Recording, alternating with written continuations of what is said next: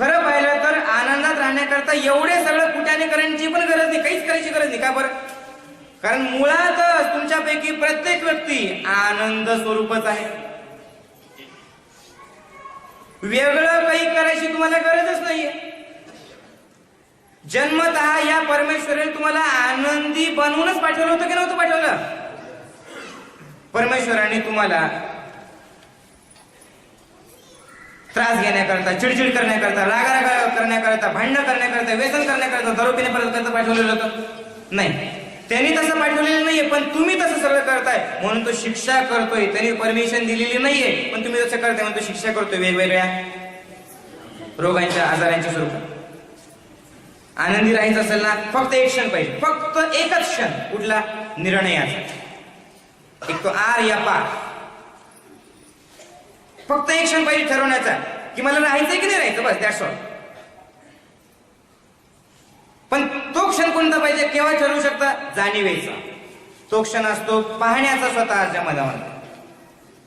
फक्त एक क्षण स्वतःला जर तुम्ही पाहिलं आणि तो तुम्हाला कळालं की खरंच तुम्ही जर ठरवलं की माऊलींनी सांगितलेलं की माझं स्वरूप आनंदाचं आहे, सच्चिदानंद मी स्वरूप आहे आणि मी आनंदात राहण्याकरताच इथे आलेलो आहे. यस, मी या क्षणापासून आनंदातच राहणार आहे. काही जरी घडलं तरी सुद्धा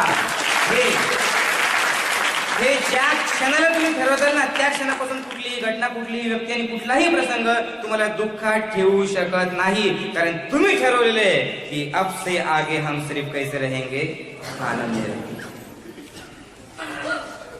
मग मी आनंदात राहणार आहे या क्षणापासून, हे तुम्ही कधी ठरवणार? मग आतापासून ठरवायचं, स्वीकारायचं जीवनाला आणि इथून पुढे कसं राहायचं. कसं सांगता बघा. हा राहत आनंद. आज पोहळ्याची कोशिंबीर द्या आनंदी. 2-4 माणसं एक मध्ये मोहन भाऊ आनंदी लवकर सोडणार नाही बाबा, आनंदी मध्ये हे सांगायची गरज नाही पडली पाहिजे. तुमचा चेहऱ्यावरती दिसायला पाहिजे आनंद आहे म्हणून. मी नेहमी कोड्या काढत असतो, तुम्ही करून बघा बरं गंमत. काय करायचं, इथले पूर्ण पुढच्या कॉर्नरला गेलं ना तर काय करायचं, जे अनोळखी माणूस आहे ना त्या अनोळखी माणसाकडे फक्त बघायचं. काय करायचं, तुम्ही जर असं केलं हसून त्याकडे हा राम राम राम राम, कारण त्याला वाटतं मी याला ओळखतो पण त्याचं नाव आठवत नाही. पण पुढच्या कॉर्नरला तुम्ही असंही करून बघा. मी केलं होतं, मला पळावं लागलं. एखाद्या अनोळखी माणूस दिसला त्याच्याकडे फक्त असं बघायचं. तुम्ही नुसतं असं बघा त्याच्याकडे सुरू करता किंवा बे तेरी टिंब टिंब टिंब, मग तिथून पळावं लागतं पाय लावून. बघा गंमत म्हणून सांगतोय पण हेच तर जीवन आहे ना. जीवनाकडे तुम्ही हसत हसत बघा, जीवन तुम्हाला आनंद देतं. जीवनाकडे तुम्ही गंभीर चेहऱ्याने थोबड उतरून बघा, जीवन तुम्हाला दुःख देत. कसं राहायचं मग?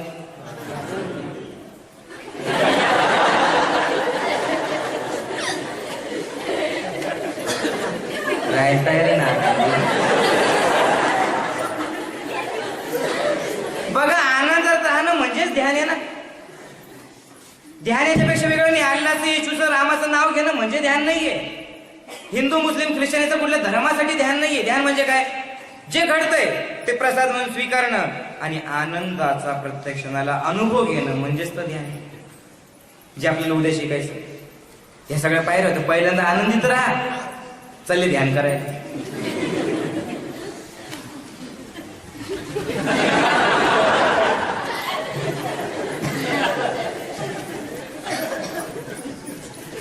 मग सगळ्या संतांनी एकच सांगितलं, काय हे नाही, जे झालं ना त्याला स्वीकारा. त्याच्याकडे फक्त पहा, आनंदाने पहा. जे जे होईल ते तुका म्हणे शांत.